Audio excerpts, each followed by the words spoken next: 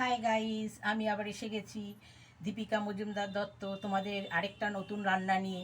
আজকে তরকারি করতে গিয়ে দেখলাম, এটা অবশ্য আজকের নয়, কালকে তরকারি কুমড়ো একটুখানি ছিল। আর কুমড়োর মাঝখানেরটা কুমড়োর মাঝখানেরটা দানা আর ওই যে যেটা থাকে, আর কুমড়ো সামান্য রয়েছে, ওটা দিয়ে কিছু করা যাবে না। যার জন্য ওইগুলোকে আমি পিস পিস করে কেটে নিলাম। রসুন আর কাঁচা লঙ্কা, লাল লাল দেখে কাঁচা লঙ্কাগুলো নিয়েছি। এর সাথে আমি দেখো, এই যে চিংড়ি মাছ রয়েছে, কিছু চিংড়ি মাছ আর কিছু চিংড়ি মাছের মাথা দিয়ে একসাথে এটাকে আমি পেস্ট করে নেব। তাহলে আমি পেস্ট করে নিয়ে আমি কি করব তোমরা দেখো। গ্যাসটা জ্বালিয়ে নিই, দেখতে পাচ্ছ গ্যাস জ্বালিয়ে নিলাম, কড়াই বসানো রয়েছে। এবার এতে সর্ষের তেল দিয়ে নিই, এই যে সর্ষের তেল দিয়ে নিই, এই যে দেখতে পাচ্ছ সর্ষের তেল দিচ্ছি। তেলটা গরম হোক, ততক্ষণে আমি এটাকে পেস্ট করে নিচ্ছি। নুন চিনি দিয়ে আমি এটাকে পেস্ট করে নেবো। এই যে যেগুলো তোমরা দেখলে, কুমড়োর দানা, কুমড়ো খানিকটা আর এই চিংড়ি মাছ দিয়ে আমি এটা পেস্ট করে নিয়ে ওর মধ্যে দেবো। ততক্ষণ এই তেলটা গরম হোক, আমি এটা এই ফাঁকে কাজটা করে একটু সিমে দিয়ে রাখি, কাজটা করে নিই। এই দেখো পেস্ট করে নিয়ে চলে এসেছি, তোমার পেস্ট হয়ে গেছে। এইবার আমি কড়াইটা বসিয়েছি, যে তেলও গরম হয়ে গেছে, দেখতেই পাচ্ছ তেল গরম হয়ে গেছে। এবার এতে আমি কি করব, একটু কালো জিরে দেবো। এই যে একটু কালো জিরা দিয়ে দেবো, কমিয়ে দিই, একটু কালো জিরে দিলাম। আর তোমার এই যে পেঁয়াজ কুচিটা দিয়ে দিলাম।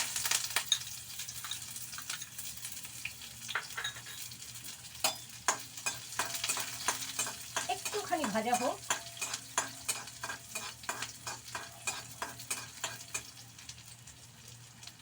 এইবার আমি এতে এই যে পেস্টটা করে রেখেছি, এই পেস্টটা দিয়ে দেবো। অনেকটা পেস্ট হয়েছে, তবে তোমাদের বলতে ভুলে গেছি, পেস্ট করার সময় আমি এতে নুন আর একটু মিষ্টি দিয়ে নিয়েছি। এবার আমি এটাতে দিয়ে নিই।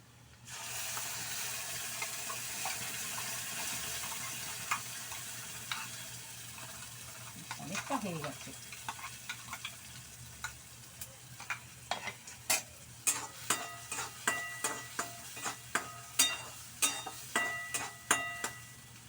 এটাতে এই যে হলুদের গুঁড়ো দিইনি, হলুদের গুঁড়ো একটু দিয়ে নিচ্ছি।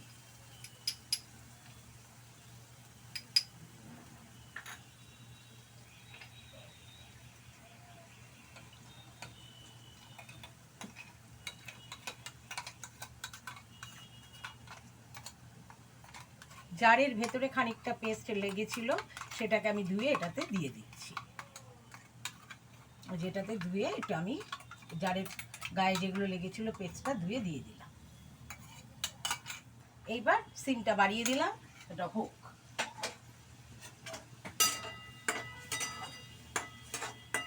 এবার এটা হোক, আস্তে আস্তে ভাজা হবে, ভাজা হোক, একদম ভাজা ভাজা হয়ে যাবে, যেটাকে এখন ফেসবুকে ভর্তা বলে, সেই আর কি হচ্ছে। দেখা যাক এবার কি হয়। দেখো এটা কিরকম হয়েছে, এখনো কিন্তু হয়নি, এটা আর একটুখানি হবে, আরও শুকনো হবে, তা না হলে না ঠিক ভালো লাগবে না।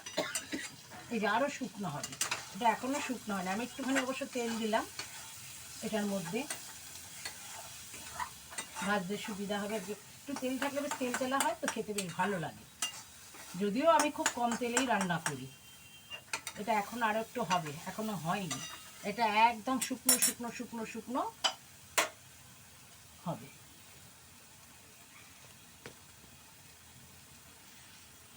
দেখো একটুখানি হোক, তারপরে নামাবো। এই দেখো একদম হয়ে গেছে, কড়াই থেকে ছেড়ে ছেড়ে যাচ্ছে, ভাজাটা একদম ইয়ে হয়ে গেছে। তাহলে আমার এই ভাজা কমপ্লিট। দেখতে পেয়েছো, কুমড়ো দিয়ে তোমার, কুমড়োর ভেতরটা একটু কুমড়োও দিয়েছি, দিয়ে কুমড়ো দিয়ে রসুন দিয়ে কাঁচা লঙ্কা দিয়ে এটা ভাজলাম। একটু মিষ্টি নুন দিয়েছি, কালো জিরে আর তোমার কাঁচা পেঁয়াজ ফোড়ন দিয়ে করেছি। গরম ভাতে এটা খেতে সত্যি খুব ভালো লাগে। গ্যাসটা বন্ধ করে দিই, এবার এটা আমি নামিয়ে নিই।